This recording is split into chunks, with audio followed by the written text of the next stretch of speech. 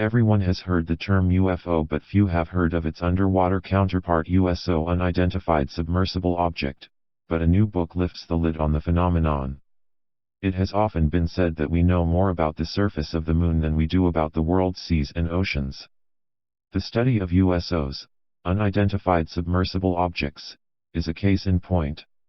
For years, strange phenomena have been reported by people at sea, especially by naval personnel. Many of the reports lie in the USO files of the Soviet and Russian Navy and remain secret, however some have filtered out. In their new book, authors Paul Stonehill and Philip Mantle reveal stories of strange encounters by the Soviet and Russian Navy with unexplained objects. The two experts say most of these stories have never been told outside of Russia, but they provide yet more evidence that we are not alone. Indeed, they suggest a permanent presence of something unusual in the depths of Earth's large bodies of water. Here Philip describes the pair's findings. For decades now, these mysterious underwater UFOs have been observed in the Earth's oceans and lakes, and the one country in the world that seems to have had more such sightings is Russia. The Soviet Union's military fleet commanders guarded its secret of the USO subject, and those witnesses who tried to go public were swiftly ridiculed and their sightings were officially debunked. But despite their best efforts, USO reports were made public, and no matter what the Soviet officials tried to do, the USOs will not simply go away. Our knowledge of the depths of the seas and oceans and large lakes is very limited. It is said that we know more about the surface of the moon than the depths of the oceans, but these are some of the sightings which hint at a world beneath the waves. The swimmers. One of the most peculiar of all such underwater encounters is one known as the swimmers. In the summer of 1982, Mark Steenberg, along with Lt. Colonel Gennady Zverev, Soviet Navy, conducted periodic training of the reconnaissance divers from the Turkestan and Central Asian military regions. Some of these training exercises took place at the Issyk-Kul Lake in Kyrgyzstan. Quite unexpectedly, the officers were paid a visit by a very important official, Major General V. Demyanenko, commander of the Military Diver Service of the Engineer Forces of the Ministry of Defense. He informed the local officers of an extraordinary event that had occurred during similar training exercises in the Transbaikal and West Siberian military regions. There, during their military training dives in Lake Baikal, the frogmen had encountered mysterious underwater swimmers, very human-like, except that their size was much larger, almost 3 meters tall. Despite icy cold water temperatures and a depth of 50 meters, they were dressed only in tight-fitting silvery suits with neither scuba diving equipment, nor any other equipment, only sphere-like helmets concealing their heads. The local military commander, who was quite alarmed by such encounters, decided on a plan to capture one of the creatures.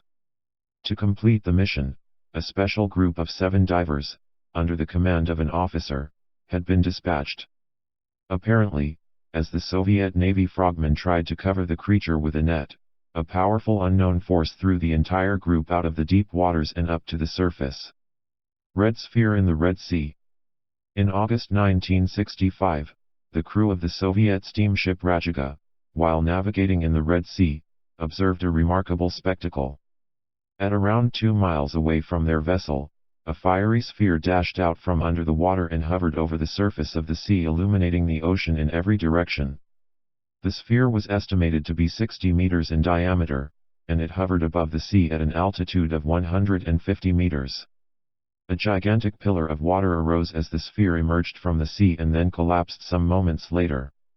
This observation was mentioned in a number of Russian publications and was taken very seriously by the Soviet authorities. It is yet another typical example of a USO report. Silver Beehive. In the 1970s, reports issued by Admiral V.A.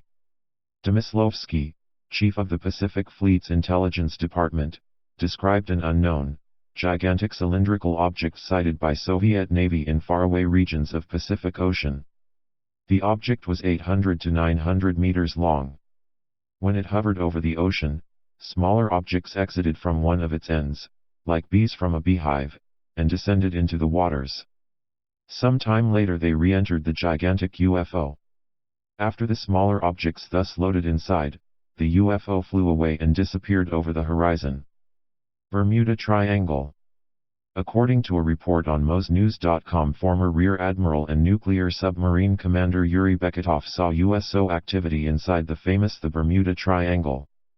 He said, "We repeatedly observed that the instruments detected the movements of material objects at unimaginable speed, around 230 knots, 250 miles per hour.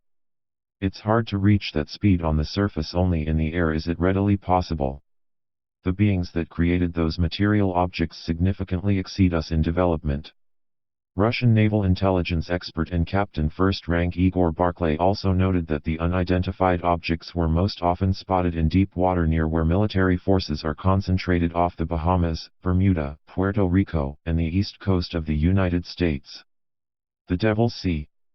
Captain First Rank, now retired, Yuri Vinogradov, who had served in the Soviet Navy from 1975 to 2000, also had a story to tell. Vinogradov was a top expert in his field, had been involved in a number of submarine search and recovery operations, a veteran of high-risk units, and a participant in 4 long-range missions. He had been to the Devil's Sea, also known as the Dragon Triangle, which is located between Japan, Guam, and northern Philippines. Some call this area the Pacific Bermuda Triangle. In the 1980s, Vinogradov had participated in the search and rescue operations involving the Soviet Pacific Fleet. Twice he and other officers had observed, on the sonar screen, a USO that had moved at great speed, and had disappeared into the depths, never to be seen again. Philip Mantle is an international UFO researcher, lecturer, and broadcaster. His books have been published in 6 different languages around the world. He is the former Director of Investigations for the British UFO Research Association. His book Russia's USO Secrets is out now and available from Amazon.